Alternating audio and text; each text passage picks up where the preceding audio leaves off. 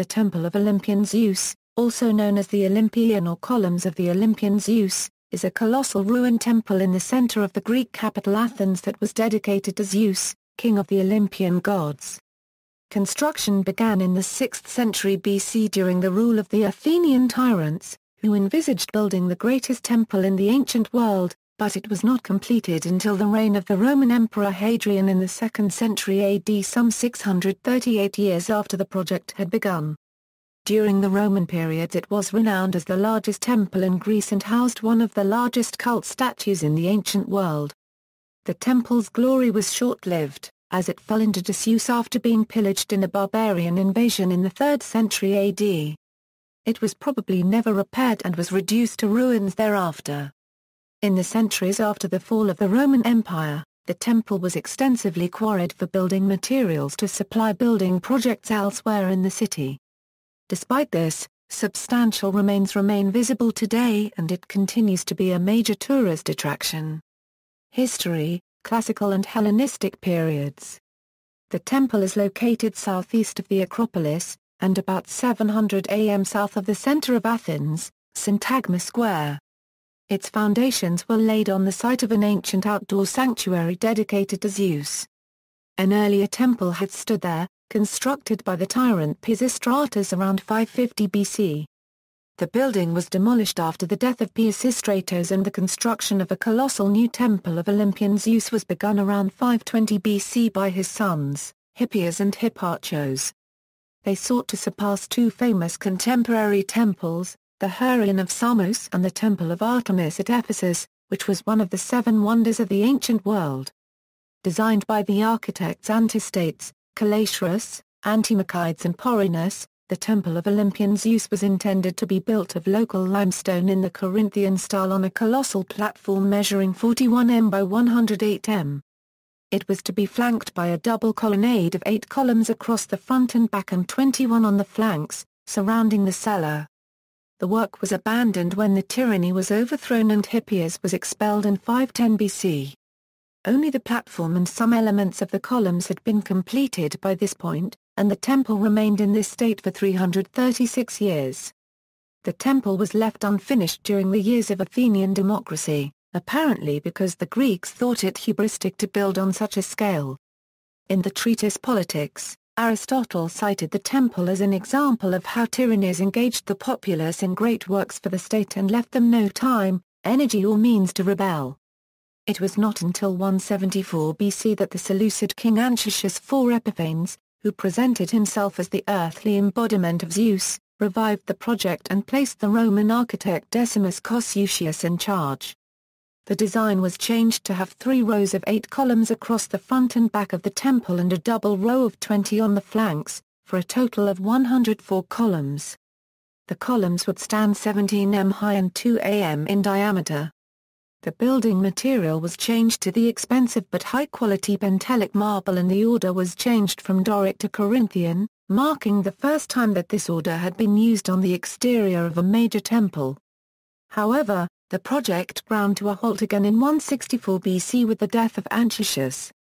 The temple was still only half finished by this stage. Serious damage was inflicted on the partly built temple by Lucius Cornelius Sulla's sack of Athens in 86 BC. While looting the city, Sulla seized some of the incomplete columns and transported them back to Rome, where they were reused in the Temple of Jupiter on the Capitoline Hill. A half-hearted attempt was made to complete the temple during Augustus' reign as the first Roman emperor, but it was not until the accession of Hadrian in the 2nd century AD that the project was finally completed around 638 years after it had begun. In 124 to 125 AD, when the strongly Philhellene Hadrian visited Athens, a massive building program was begun that included the completion of the Temple of Olympian Zeus. A walled marble-paved precinct was constructed around the temple, making it a central focus of the ancient city. Cossusius's design was used with few changes and the temple was formally dedicated by Hadrian in 132, who took the title of Panhellenios in commemoration of the occasion. The temple and the surrounding precinct were adorned with numerous statues depicting Hadrian, the gods and personifications of the Roman provinces. A colossal statue of Hadrian was raised behind the building by the people of Athens in honor of the emperor's generosity.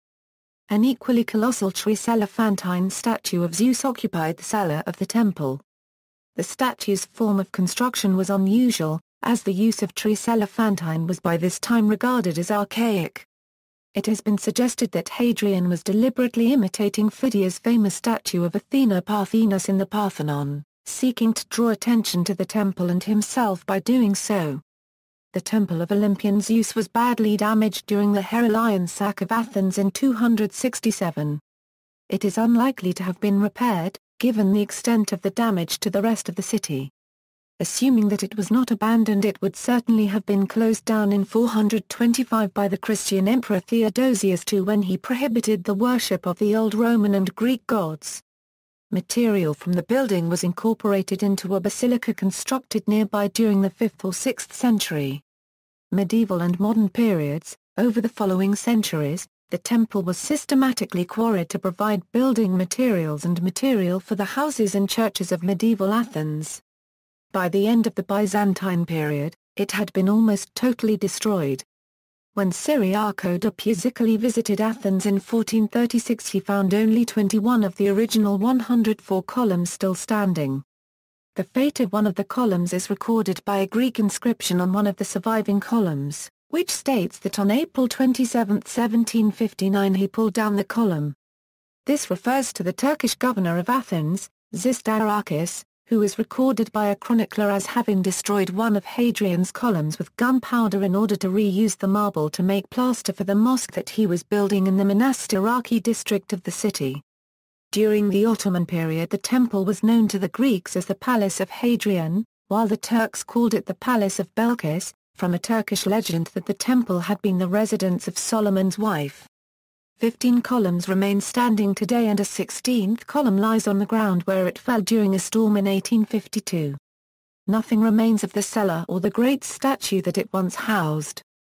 The temple was excavated in 1889 to 1896 by Francis Penrose of the British School in Athens, in 1922 by the German archaeologist Gabriel Welter, and in the 1960s by Greek archaeologists led by Ioannis Travlos. The temple, along with the surrounding ruins of other ancient structures, is a historical precinct administered by effort of antiquities of the Greek Interior Ministry. On January 21, 2007, a group of Hellenic neo-pagans held a ceremony honoring Zeus on the grounds of the temple. The event was organized by Naos, an organization which won a court battle to obtain recognition for ancient Greek religious practices in the fall of 2006. Sources: Janina K. Darling, Architecture of Greece, ppA 201-203. Greenwood Press, 2004. ISBN 0-313-32152-3. See also, List of megalithic sites, references. External links: Hellenic Ministry of Culture, Temple of Olympian Zeus website, Temple of Zeus, photo album and description, Temple of Zeus photos.